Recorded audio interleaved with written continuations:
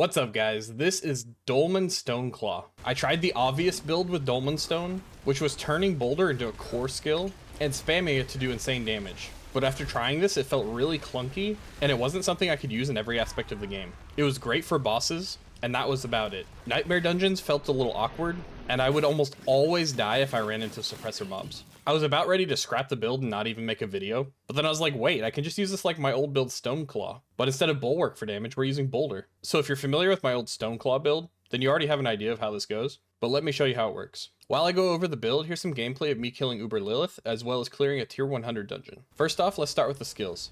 We've got Claw. This is something we're going to be using almost all the time, and while we use this, it's also going to be using Storm Strike and Earth Spike. That's because we have Great Staff of the Crone, which makes our Claw cast Storm Strike, and every time we cast Claw or Storm Strike, we get a 30% chance to also cast Earth Spike. So we've got 3 basic attacks happening at the same time. Next, we've got Boulder. We're going to be spamming Boulder constantly because when we use our Claw, like I was just saying, there is a 30% chance for the Claw and the Storm Strike to also reset the cooldown of our Boulder because of the symbiotic aspect that we're putting on our boots. So we're going to be able to cast Boulder constantly without ever spending any spirit. This makes the playability of this build way better than the spirit version. Next up, we've got Blood Howl. This is going to be used to activate our Vigilance passive. It's good for healing us. It also gives us attack speed. Next up, we've got Earth and Bulwark. We're going to want to spam this often as well. This is giving us Unstoppable, it's giving us a Barrier, and it's giving us Fortify. Because of our Dolmen Stone, which makes our boulders spin around us, we need to keep Hurricane up constantly. Otherwise, our boulders will go in a straight line and they won't do what we want them to do. So in order to keep Hurricane up all the time, you're going to be also activating Symbiotic using your Boulder and your Earth and Bulwark, which each have a 30% chance to shorten the cooldown of Hurricane. Hurricane also provides a 20% damage reduction and applies slows to the enemy. Also, one nice thing about this, when you cast Hurricane, there's a chance that you're also going to cast a Boulder at the same time. When you do this, you're actually getting a Boulder that is getting all of the bonuses to storm damage. And for ultimate, we're going with Petrify. Petrify is a really nice choice because it increases your damage on bosses.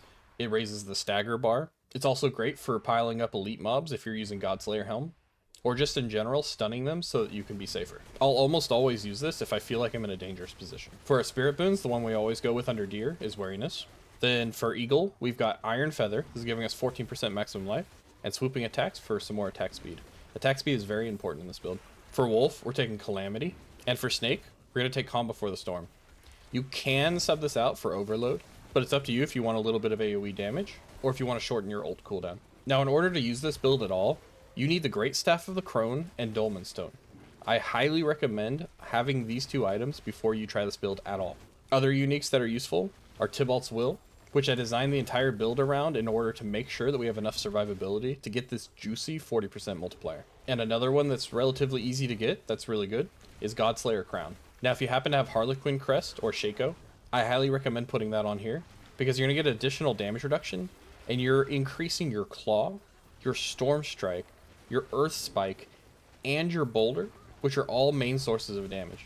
Not to mention Hurricane. Now, if you don't have the Godslayer Crown, feel free to put Aspect of Might here. We've got Aspect of Disobedience on the chest armor, Rapid Aspect on the gloves, and if you don't have Tybalt's Will, throw Ballistic Aspect on your helmet, and throw the Might on your pants. For our boots, we're going with Symbiotic Aspect. This is required for the build.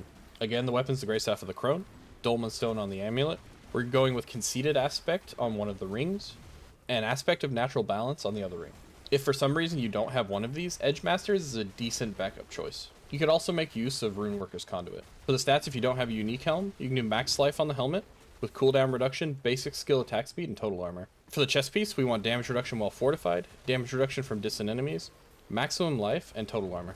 An acceptable swap for total armor would be ranks to Bulwark. On the gloves, we want attack speed, critical strike chance, lucky hit chance, and all stats. On the pants, if you don't have Tybalt's Will, we want damage reduction while fortified, damage reduction from distant enemies, maximum life, and ranks to Boulder. On the boots, we want movement speed, total armor while in werewolf form, damage reduction while injured, and all stats.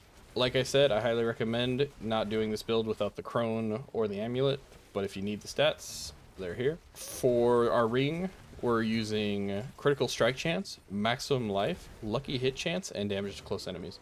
And we'll want this on both rings. For our gems, on the weapon, I'm recommending Topaz, but I think Emerald would be a close second choice. On the armor, I'm recommending Ruby, and the jewelry, Diamonds. If you happen to cap your resistances, feel free to swap these out for skulls, or remove the passive points in the skill tree and put those somewhere else.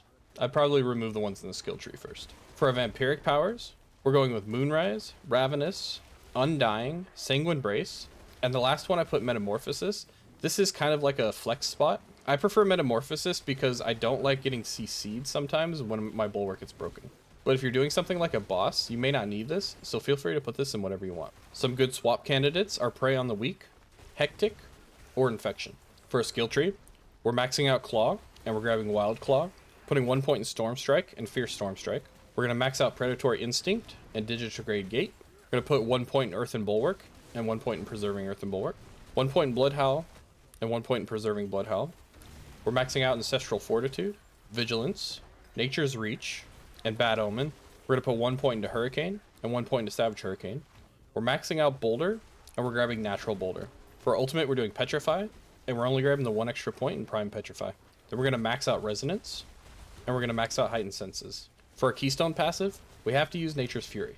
When I was testing the Spirit version of this build, the first thing I did was I tried to get all of the cooldown reduction I could across all items, and it was just barely enough with every single bit of cooldown you can possibly get to cool down your Hurricane before it runs off. But it was such an investment, I had to replace my weapon that was doing double damage for Boulder, had to replace my ring with X-Falls, and it just wasn't worth the commitment. So no matter what, we are basically locked in to using Nature's Fury with any type of Dolmen build. For the Paragon boards, on the first board, we're going with Fang and Claw. We're going to get all of these nice juicy magic nodes, as well as the rare nodes here and here. We're going to move up, and we're going to be putting Inner Beast, and we're going to place Earth and Sky here. We're getting nearly every single rare node here. After Inner Beast, we're going to move up, and we're going to get Constricting Tendrils, or we're going to put Territorial. We're going to get both of the rare nodes here, and we're going to move down and left, and we're going to put the Thunderstruck board here. On the Thunderstruck board, we're getting Electrocution. After that, we're going to move down and grab all these juicy nodes, and then we're going to move back across to the right, where we're going to get Lust for Carnage, and we're going to put the Undaunted Glyph here. We're going to get a couple of rare nodes, and then we're going to move all the way back across to the top left, where we're going to put Ancestral Guidance. We're going to get this nice rare node here, and we're going to be putting Spirit here. This is what it should look like when you're done. Don't forget to move your nodes around if you need certain stats more than others to get your bonuses on the nodes. I hope you guys enjoy this build. I had a lot of fun making it, and I can't wait to show you guys on the stream. Now, to give you some context of this build compared to other builds I've made, it doesn't have the same DPS that you get with Stormclaw, but it's not far off, and it's much safer. Now, to be fair, I could have the exact same survivability on Stormclaw if I swapped the glyphs around to ones similar to this build. So feel free to swap defensive glyphs for offensive glyphs if you really want to go hard on the damage. Also, if you're going to do Uber Lilith or a bunch of Duriel, feel free to go through your skill tree and remove points out of defensive things and put them into offensive things. There's room to gain a good chunk of damage, and that might be the difference between dealing with Lilith's waves or not. I also think that my Quick Shift Pulverize build is stronger than this one, but you have to deal with the spirit in that build, and some people find that tedious, or some people just don't like Pulverize. So I've got a lot of options for you no matter what you want to do. I'll see you guys in my Twitch stream or in the community Discord. Daddy Druid out.